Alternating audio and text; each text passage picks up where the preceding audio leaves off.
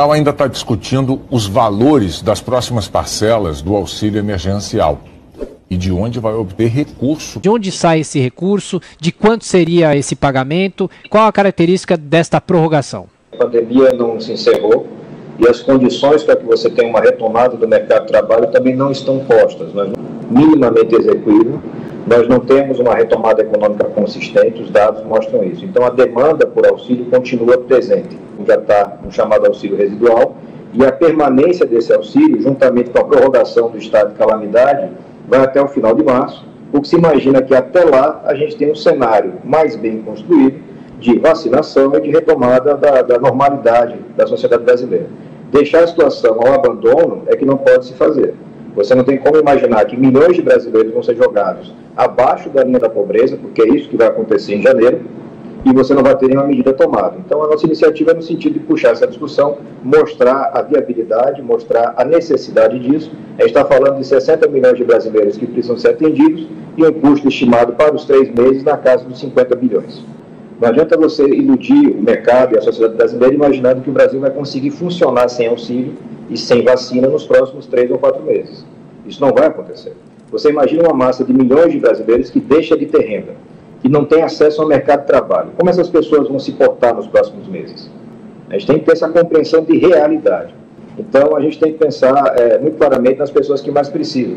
E você tem esses milhões de brasileiros que vão ficar desassistidos. Então, na verdade, o que você vê é uma necessidade imposta, são os fatos se colocando. Não é uma vontade política, muito menos populismo. A gente tem projetos apresentados que aumentam o valor, aumentam o público, a gente não está indo nessa linha. A gente está tentando manter o mínimo necessário para que, num processo progressivo, essas pessoas possam sair do auxílio e entrar no mercado de trabalho. Hoje, a realidade que nós temos é inviável. Você não tem esse aumento no mercado de trabalho. Os resultados do trimestre apontam nesse sentido, de que você está tendo uma redução da atividade econômica, que é absolutamente natural, uma vez que nós temos um aumento do quadro da pandemia. Então, a gente tem que cuidar. Então, é muito importante que a gente consiga agora minimamente antecipar essa situação, garantir essa ponte de passagem da sociedade brasileira e depois retomar o regime da austeridade fiscal.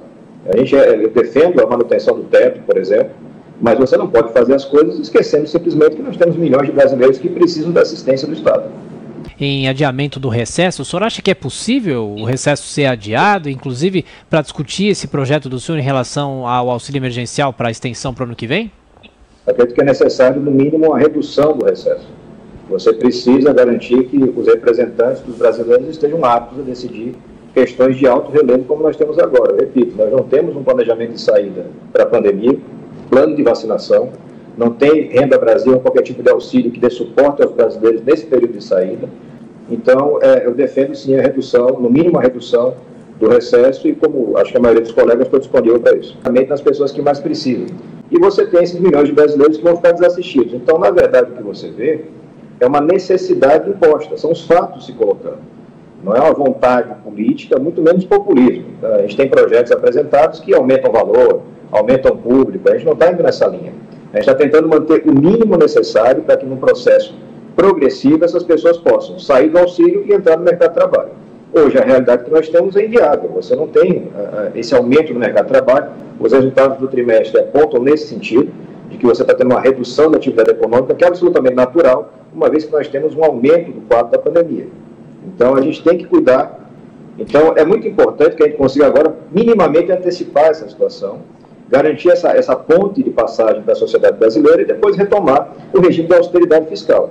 Eu defendo a manutenção do teto, por exemplo, mas você não pode fazer as coisas esquecendo simplesmente que nós temos milhões de brasileiros que precisam da assistência do Estado.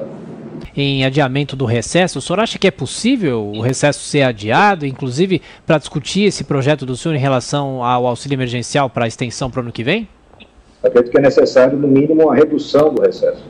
Você precisa garantir que os representantes dos brasileiros estejam aptos a decidir questões de alto relevo como nós temos agora. Eu repito, nós não temos um planejamento de saída para a pandemia, plano de vacinação, não tem Renda Brasil ou qualquer tipo de auxílio que dê suporte aos brasileiros nesse período de saída.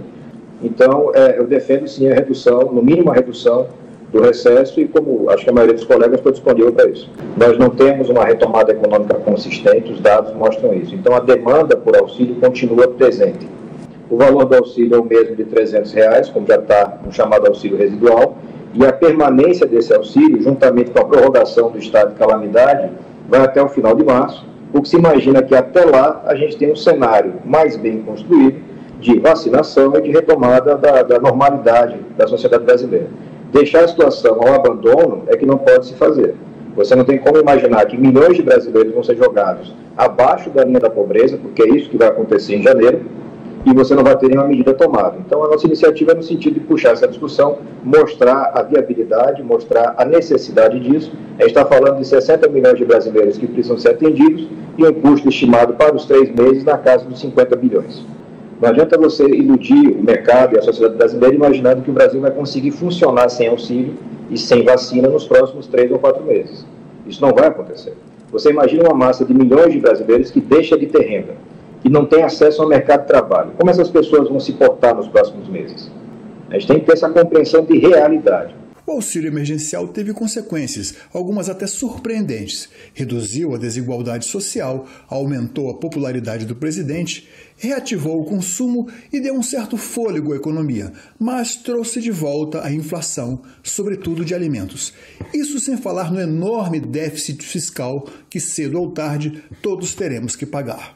Do ponto de vista fiscal, a Instituição Fiscal Independente, a IFE, do Senado Federal, vai analisar os efeitos fiscais decorrentes dessa possível ou eventual medida. É preciso lembrar que o projeto de lei orçamentária anual de 2021 não contempla o programa ou a sua postergação, ou ainda na versão chamada Renda Brasil ou Renda Cidadã, como foi discutida por um tempo, partindo do próprio governo, mas nesse contexto de gastos novos que sejam necessários, é fundamental que se indique a fonte de financiamento dos recursos, a forma como isso também será feito. Déficit fiscal que cedo ou tarde todos teremos que pagar. Do ponto de vista fiscal, a Instituição Fiscal Independente, a IFE, do Senado Federal, vai analisar os efeitos fiscais decorrentes dessa possível ou eventual medida. É preciso lembrar que o projeto de lei orçamentária anual de 2021 não contempla o programa ou a sua postergação, ou ainda na versão chamada Renda Brasil. O abandono é que não pode se fazer. Você não tem como imaginar que milhões de brasileiros vão ser jogados abaixo da linha da pobreza, porque é isso que vai acontecer em janeiro, e você não vai ter nenhuma medida tomada. Então, a nossa iniciativa é no sentido de puxar essa discussão, mostrar a viabilidade, mostrar a necessidade disso. A gente está falando de 60 milhões de brasileiros que precisam ser atendidos e um custo estimado para os 3 meses na casa dos 50 bilhões. Não adianta você iludir o mercado e a sociedade brasileira imaginando que o Brasil vai conseguir funcionar sem auxílio e sem vacina nos próximos 3 ou 4 meses. Isso não vai acontecer. Você imagina uma massa de milhões de brasileiros que deixa de ter renda, que não tem acesso ao mercado de trabalho. Como essas pessoas vão se portar?